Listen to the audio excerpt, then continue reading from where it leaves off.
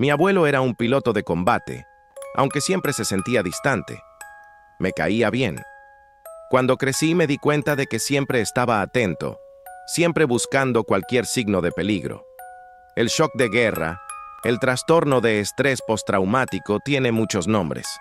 Mi madre me dijo que él no solía ser así, que cambió cuando volvió de Vietnam. La profesión de mi abuelo fue probablemente la razón por la que me obsesioné con el espacio, los astronautas, los aviones y los pilotos. Solíamos hablar de ello cuando estábamos juntos. Era un oficial muy competente y de alto rango en el ejército y conoció a algunas personas, incluso a un par de astronautas muy conocidos. Cuando una vez le pregunté si había conocido a alguien que hubiera ido a la Luna, me contestó simplemente: «No me hables nunca de la Luna, chico. Es un lugar oscuro y maligno. Murió en 2004 por causas naturales. Hace unos 2 meses decidimos renovar la vieja casa de mis abuelos. Mientras limpiaba el ático, encontré una vieja caja metálica. En la caja había una serie de cosas que, como supuse, pertenecían a mi abuelo. Había una medalla militar, un montón de papeles y una vieja foto de mi abuelo y otros 2 hombres que no reconocí. Mi abuelo parecía tener unos 40 años, así que supongo que la foto fue tomada en los años 70. Todos llevaban trajes espaciales y la escena era el típico telón de fondo utilizado por la NASA, pero faltaba el logotipo, solo un fondo monocromo en blanco.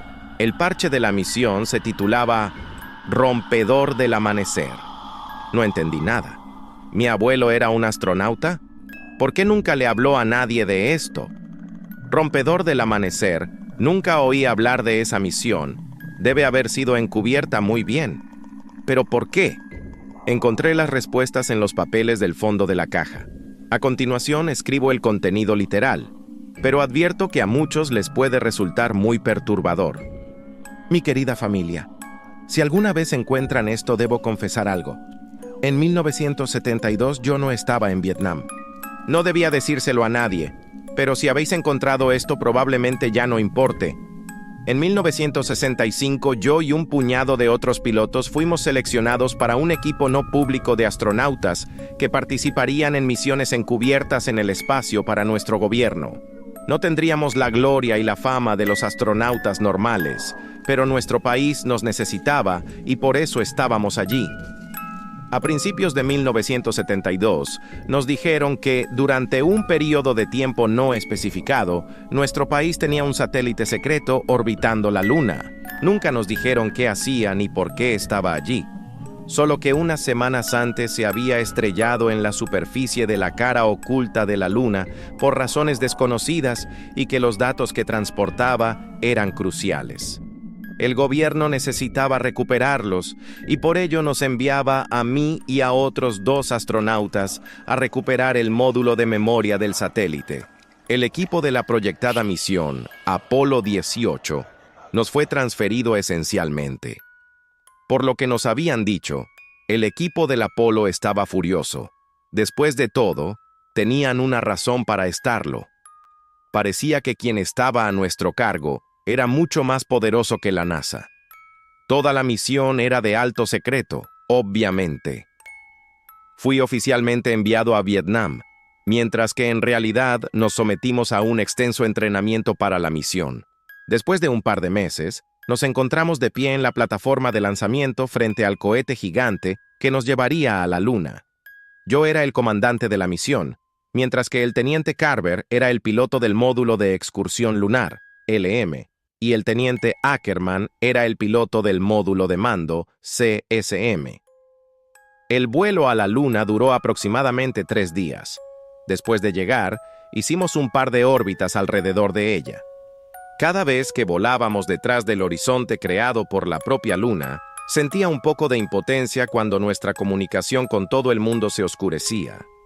La cara oscura de la Luna no se parecía en nada a la cara clara que vemos casi a diario.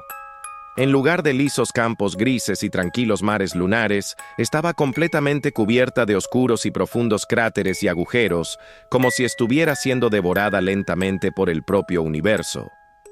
Finalmente, se decidió iniciar el descenso a la superficie. Carver y yo intercambiamos deseos de buena suerte con Ackerman y en el módulo lunar llamado Caronte nos separamos del CSM llamado Trinidad.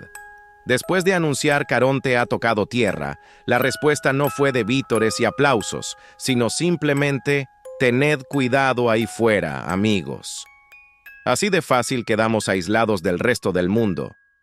Ackerman era nuestro único enlace. Intenté pensar en algo excesivamente inspirador que decir, pero esos tiempos ya habían pasado. Con Carver montamos el rover, y tras clavar nuestra bandera junto a la nave, nos pusimos en marcha. Mientras atravesamos la superficie, vi lo que pareció un destello, como un resplandor reflejado por algo metálico en la lejanía. Después de conducir un par de horas llegamos al satélite, o a lo que quedaba de él. Enseguida nos dimos cuenta de que algo no iba bien. Había docenas de huellas alrededor de la sonda que conducían a un conjunto de 2 pistas que se arrastraban en la distancia. ¿Qué demonios es esto?, preguntó Carver con incredulidad. No lo sé, pero parece que alguien consiguió lo que vinimos a buscar antes que nosotros, respondí. Nuestro oxígeno estaba ya a la mitad de su capacidad, pero seguimos adelante con la esperanza de resolver este misterio. No pasó mucho tiempo hasta que vi algo en la distancia. Al acercarnos me di cuenta de que era una nave espacial. Su diseño era diferente al nuestro y estaba decorada con una bandera de la Unión Soviética. No podía explicar por qué, pero sentí que había algo realmente extraño. Volvimos a intentar contactar con ellos varias veces, tanto en ruso como en inglés, pero siempre recibíamos solo silencio. Nos acercamos y me di cuenta de por qué la nave me parecía extraña. Parecía que había estado allí durante un tiempo. No había nadie. El interior era un desastre. Estaba salpicado de un líquido rojo pardo, presumiblemente contenido de uno de los muchos paquetes de comida abiertos que había en el suelo. ¿O era sangre? Era una nave de 2 plazas. Había un traje espacial colgado en la pared cerca de la esclusa. 2 ocupantes y un traje espacial con una etiqueta de nombre claramente perdida. Ambos nos dimos cuenta rápidamente de que el otro debía estar todavía por ahí, junto con su ocupante. En ese momento, nos quedamos sin oxígeno, así que nos apresuramos a volver a nuestra nave. Esa noche, hice la guardia durante las primeras 4 horas.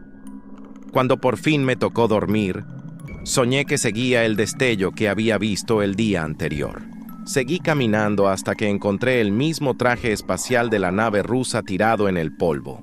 Me acerqué y comencé a abrir lentamente el parasol que ocultaba el interior del casco.